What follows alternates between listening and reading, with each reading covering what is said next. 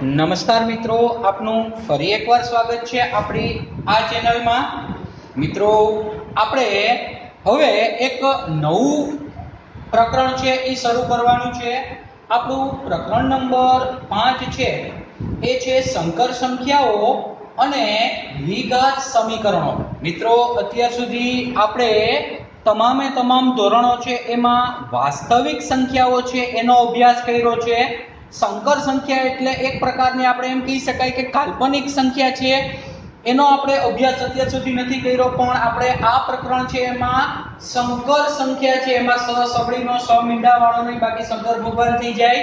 આપણે આ સહસબળીનો એવો સંકર સંખ્યાઓ છે અને દ્વિઘાત સમીકરણો છે એનો અભ્યાસ છે આપણે કરવાનો છે। હવે જુઓ મિત્રો, આપણે અગાઉના ધોરણમાં ભણી ગયા કે દ્વિઘાત સમીકરણ હોય, દ્વિઘાત સમીકરણ આપણને ખબર છે કે આપણે ax² + bx + c બરાબર જો 0 લખીએ અને આના માટે જો વિવેચક d > 0 આવે તો આપણે લખતા હતા કે એને વાસ્તવિક અને ભિન્ન બીજ અથવા ઉકેલ મળે। જો આ વિવેચક છે એની કિંમત 0 આવે તો વાસ્તવિક અને બે સમાન બીજ મળે, અને આપણે એવું લખતા હતા કે d < 0 મળે તો વાસ્તવિક બીજ ન મળે, આવું આપણે લખ્યું। મિત્રો, બીજાને તો મને ખ્યાલ નથી, પણ હું 10મા ધોરણના તમામ વિદ્યાર્થીઓને એવું લખાવું છું કે d < 0 હોય તો બીજ ન મળે એવું ન લખાય, પણ વાસ્તવિક બીજ ન મળે। હવે જો વાસ્તવિક બીજ ન મળે તો આ પ્રકારના સમીકરણનો ઉકેલ મેળવવા માટે d < 0 માટે આપણે એમ કહી શકીએ કે આપણે સંકર સંખ્યાનો ઉપયોગ થાય છે કે d < 0 માટે ઉકેલ મેળવવા માટે સંકર સંખ્યાનો ઉપયોગ થાય છે। હવે જુઓ મિત્રો, આપણે સંકર સંખ્યા છે એમાં એક વસ્તુ ખાસ ધ્યાન રાખજો કે સૌપ્રથમ આપણે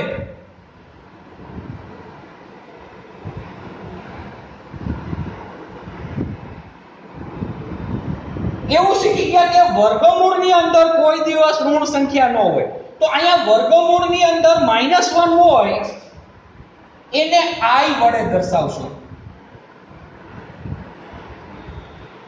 એને i વડે દર્શાવાય છે, એટલે કે i નો વર્ગ બરાબર -1 થાય। મિત્રો, અત્યાર સુધી આપણે એવું શીખ્યા કે કોઈ પણ સંખ્યા છે એનો વર્ગ કોઈ દિવસ ઋણ ન હોય, પણ i વર્ગ બરાબર -1 હોય તો i બરાબર વર્ગમૂળની અંદર -1 એ એક પ્રકારની સંકર સંખ્યા છે। આ એક પ્રકારની શું છે તો કે સંકર સંખ્યા છે। તો મિત્રો, આપણે આ સંકર સંખ્યાઓ છે એ જોવી હોય તો આપણે અહીંયા આગળ લખી શકાય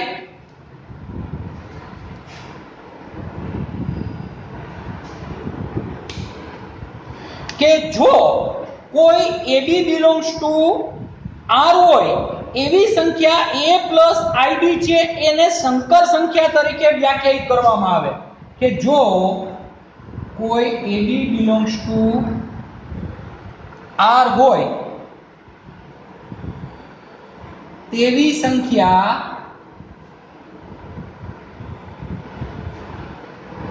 a + ib ને સંકર સંખ્યા તરીકે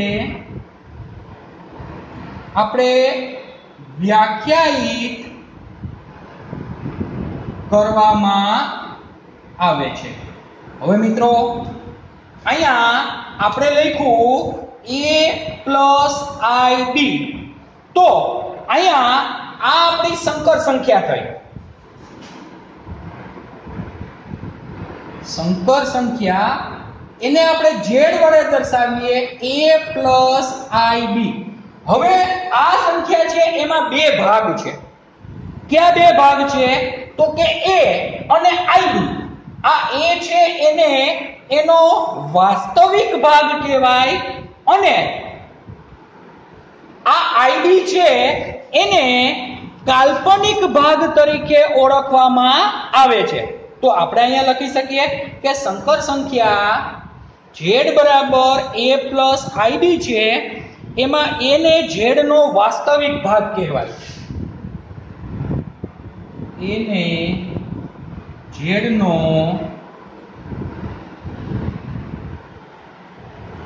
વાસ્તવિક ભાગ કહેવાય અને એને સંકેતમાં રિયલ પાર્ટ ઓફ z અને આપણે સંકેતમાં રિયલ પાર્ટ ઓફ z વડે દર્શાવવામાં આવે છે. અને અહીંયા બીજું આપણે લખ્યું i b.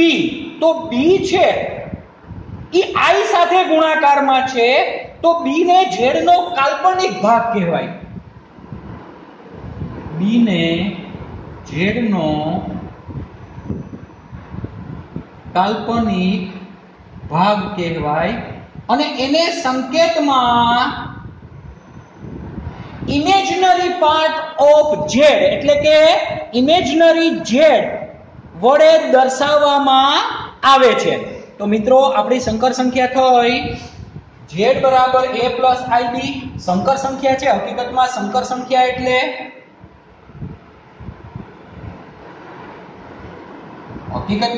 મારે જો લખવું હોય કે સંકર સંખ્યા એટલે તો હું આમ લખી શકું કે વાસ્તવિક ભાગ વત્તા i ગુણ્યા કાલ્પનિક ભાગ છે એનો સમન્વય એટલે આપણી સંકર સંખ્યા કે જેમાં એક ભાગ છે એ z નો વાસ્તવિક ભાગ હોય, બીજો કાલ્પનિક ભાગ હોય. વાસ્તવિક ભાગ છે એને REZ એટલે કે રિયલ નંબર ઓફ z અને કાલ્પનિક ભાગ છે એને IM ઓફ z એટલે ઇમેજનરી પાર્ટ ઓફ z વડે દર્શાવવામાં આવે છે. હવે મિત્રો આ આટલી સમજૂતી પહેલા તમે તમારી પાકી બુક છે એમાં નોંધી લો. પછી આપણે બે જુદી જુદી સંકર સંખ્યાઓ છે એના સરવાળાઓ છે એ કઈ રીતે કરી શકાય તે થોડીક સમજૂતીઓ છે એ આપણે મેળવી લઈએ. અતિશય સરળ સમજૂતીઓ છે. જે રીતે સામાન્ય સંખ્યાના સરવાળા બાદબાકી કરી શકો એ જ રીતે આપણે સંકર સંખ્યાઓ છે એના સરવાળા બાદબાકી છે એ કરી શકાય છે. તો આટલું તમારી પાકી બુકમાં સૌપ્રથમ નોંધ કરી લો.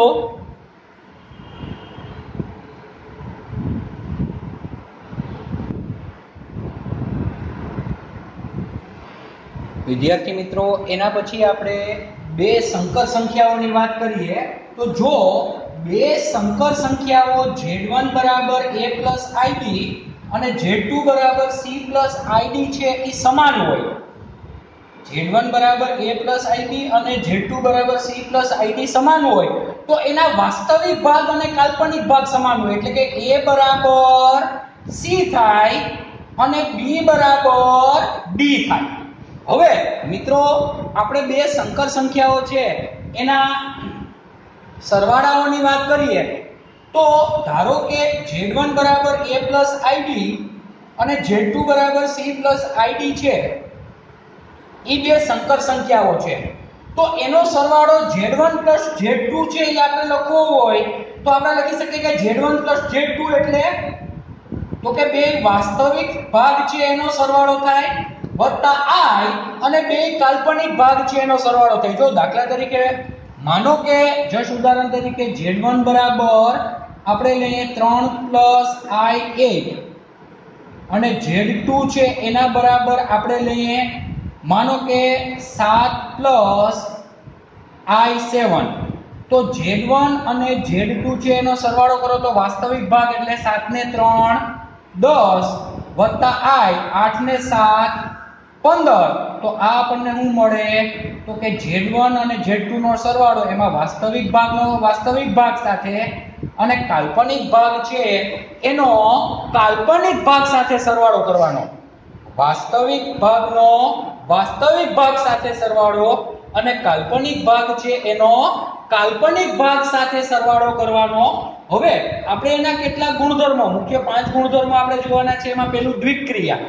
વિક્રિયા એટલે તો કે જો બે સંકર સંખ્યાઓ છે એનો સરવાળો પણ સંકર સંખ્યા થાય. જો અહીંયા આપણે બે સંકર સંખ્યાઓનો સરવાળો કર્યો તો જે સંખ્યા મળે ઈ પણ કેવી થાય તો કે સંકર સંખ્યા થાય. એટલે કે જો Z1 અને Z2 એટલે કે Z1 અને Z2 છે ઈ સંકર સંખ્યાઓ હોય તો Z1 Z2 છે ઈ પણ સંકર સંખ્યા થાય. અહીંયા Z1 અને Z2 સંકર સંખ્યા છે તો Z1 Z2 છે ઈ પણ સંકર સંખ્યા જ થશે.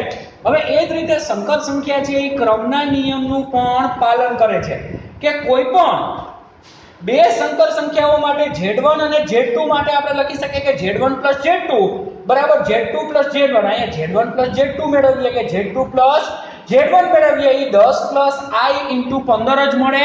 એટલે મિત્રો સંકર સંખ્યાઓ છે એ ક્રમના નિયમનું પણ પાલન કરે છે એમ આપણે કહી શકાય. તો આટલું પહેલા તમારી બાકી બુક છે એમાં નોંધ કરી લો, પછી આગળ છે એની થોડી સમજૂતી છે એ આપણે જોઈ લઈએ.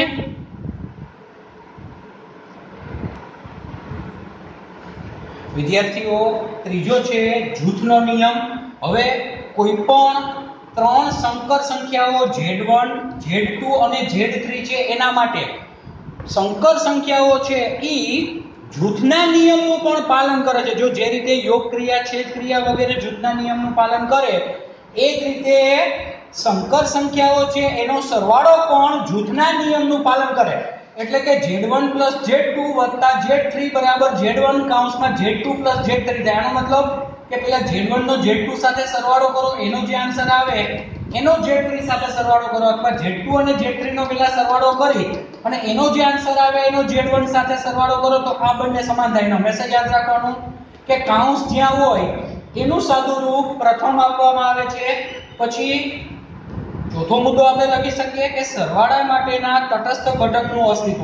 સરવાળા માટેનો તટસ્થ ઘટક એટલે તો કે એક સંકર સંખ્યા 0 I0 છે આપણને એવી મળે કે જેથી પ્રત્યેક સંકર સંખ્યા છે એમાં આ શૂન્યને ઉમેરવામાં આવે એટલે કે Z + 0 બરાબર Z બરાબર 0 + Z થાય કે જ્યાં 0 બરાબર આપણે લખી શકીએ કે 0 + I0 છે એને સરવાળા માટેનો તટસ્થ ઘટક અથવા શૂન્ય સંકર સંખ્યા કહેવાય. ટૂંકમાં સરવાળા માટેનો તટસ્થ ઘટક છે એ શૂન્ય સંકર સંખ્યા છે કે કોઈ પણ સંકર સંખ્યામાં તમે શૂન્ય સંકર સંખ્યા છે ઉમેરવામાં આવે તો તે મૂળ સંકર સંખ્યા જ આપણને પ્રાપ્ત થાય છે. પછી છે સરવાળા માટે વ્યસ્ત ઘટકનું અસ્તિત્વ. મિત્રો સરવાળા માટેનો વ્યસ્ત ઘટક એટલે વ્યસ્ત ઘટક કોને કહેવાય તો કે જે બે સંકર સંખ્યાઓનો સરવાળો શૂન્ય થાય તો ઈ પ્રત્યેકને એકબીજાની વ્યસ્ત સંકર સંખ્યા કહેવાય. તો આપણે કહી શકીએ કે દરેક સંકર સંખ્યા Z બરાબર a + ib માટે સંકર સંખ્યા -a + i - b છે એને સરવાળાનો વ્યસ્ત ઘટક કહેવાય. કારણ કે આ બેયનો તમે સરવાળો કરો તો એનો આન્સર શૂન્ય આવશે, અથવા એને Z નો વિરોધી ઘટક કહેવાય કે જેને આપણે -z વડે દર્શાવી શકાય. તો Z + -z નો સરવાળો કરો તો એ શૂન્ય સંકર સંખ્યા થશે. એટલે કે જો અહીંયા a અને -a એટલે 0, -b અને +b એટલે 0 થઈ જશે. તો 0 બરાબર 0 + i 0 જ આપણને મળે. તો મિત્રો આપણે સંકર સંખ્યા કોને કહેવાય અને હકીકતમાં સંકર સંખ્યાઓ શું છે, વાસ્તવિક અને કાલ્પનિક ભાગ છે એનું કોમ્બિનેશન જ છે. અને સંકર સંખ્યા છે એના સરવાળા માટે આપણે આ 5 નિયમો છે એ જોઈ લીધા. તો મિત્રો આ તમારી પાકી બુક છે એમાં નોંધ કરી લો. આના પછીના ભાગમાં હજી આપણે સંકર સંખ્યાઓ છે એના હજી 2 ભાગ સુધી કે 3 ભાગ સુધી સમજૂતીઓ છે ઈ લેવાની થાય છે. તો મિત્રો આ સમજૂતીઓ છે એ નિરાતે બેસી અને 2 કે 3 વખત વિડિયો છે એના જોઈ લેજો અને પાકી બુક છે એમાં નોંધ કરી લેજો. હવે આના પછીના ભાગમાં આપણે આગળ 2 સંકર સંખ્યાઓ છે એના તફાવત એટલે કે બાદબાકી અને 2 સંકર સંખ્યાઓ છે એના ગુણાકાર વિશે આપણે જોવાનું છે. તો ઈ આપણે આના પછીના ભાગમાં જોશું. તમારો ખૂબ ખૂબ આભાર.